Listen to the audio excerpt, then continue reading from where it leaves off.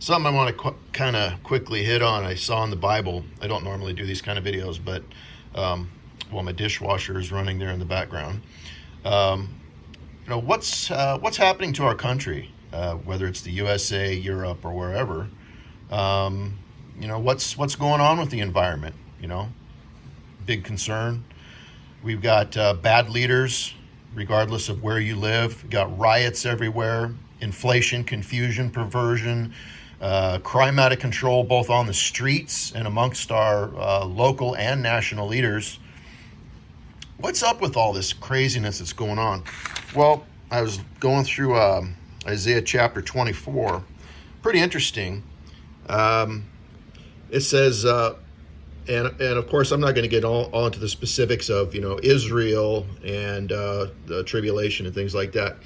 But a lot of this will apply to where you live. Okay, the land. Okay, the land shall be utterly emptied and utterly spoiled, for the Lord hath spoken this word. The earth, that's not just Israel, the earth mourneth and fadeth away. The world languisheth and fadeth away. The haughty people of the earth do languish. The earth also is defiled. There's your environment. The earth is defiled under the inhabitants thereof. So it's the inhabitants that defile it, not because they're throwing stuff in the ocean. The Bible tells you what's going on. Because they have transgressed the laws, changed the ordinances, changed the ordinance, singular, broken the everlasting covenant. Therefore hath the curse devoured the earth, and they that dwell therein are desolate. Therefore the inhabitants of the earth are burned, and few men left. Now, of course, some of this is going into tribulation applications, but this will apply. Now, it's talking about the laws. It says, what have men done? They transgressed the laws. Well, what are those laws? Well, the things that are written in the Bible. And how do men treat the Bible? How do men treat the words that are written in the Bible? They throw it away, don't they? They ignore it. In fact, even born-again Christians, that King James, too archaic. We don't want the words of God. We want our own words. And then they ignore the words of God. So the laws that God has made through his book has been thrown away. And then it says, the ordinance. Notice the wording of the King James Bible here. Let me get my finger over here. The wording of the King James Bible is so important. If they change that word there, you might not find the cross-reference. The ordinance. I'm going to go to, get some sticky notes in here so I can do this quickly. The ordinance, Leviticus chapter 18, 666. Look at this.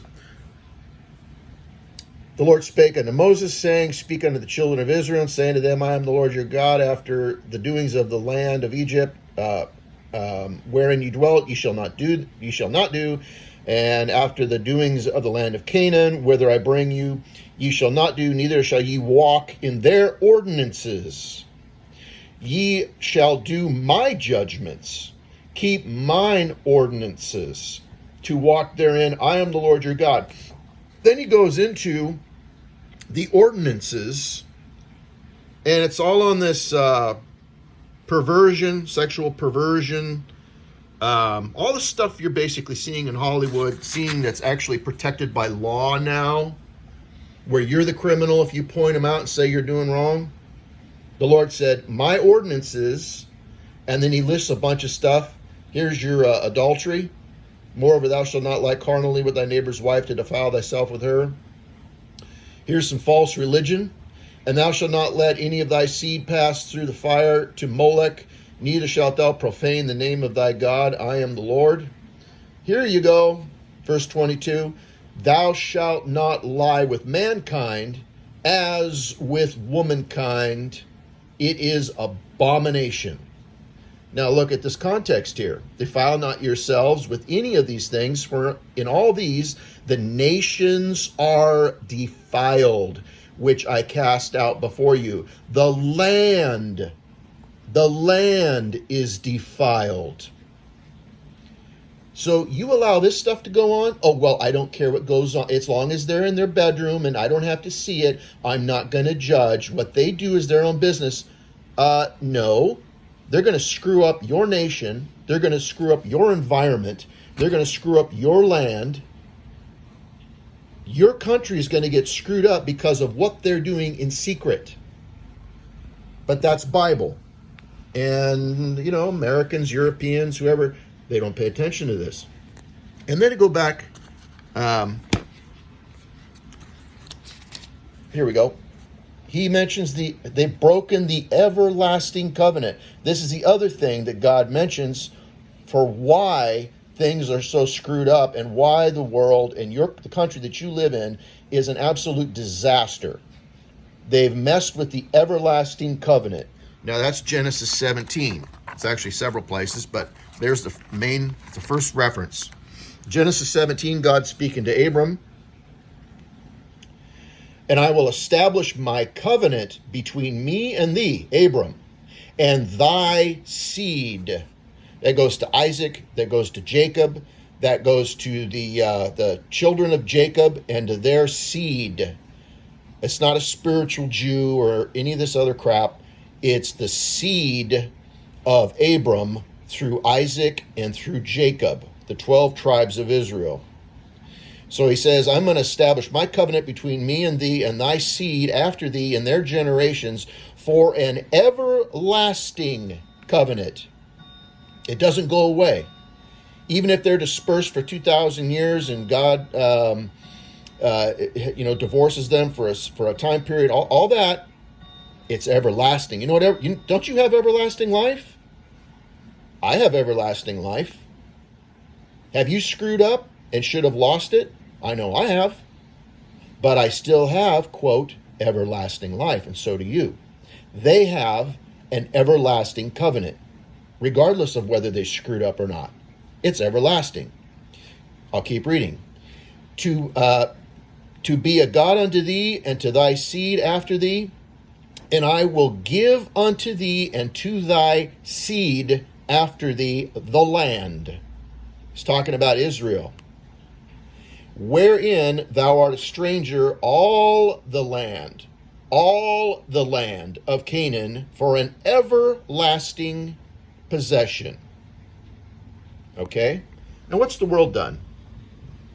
Now maybe my map over here isn't exact. I did this through study. But guess what? All of Jordan belongs to Israel, belongs to that Jew. Half of Saudi Arabia belongs to that Jew. Half of Iraq. Gee, I wonder why we've been over there fighting. Half of Syria. Gee, I wonder why we just bombed Syria and now we're in a mess over there again. All this stuff that we're reaping and Britain, sunset on the British Empire, and they've been messed up with this stuff going on in Iraq and whatnot as well.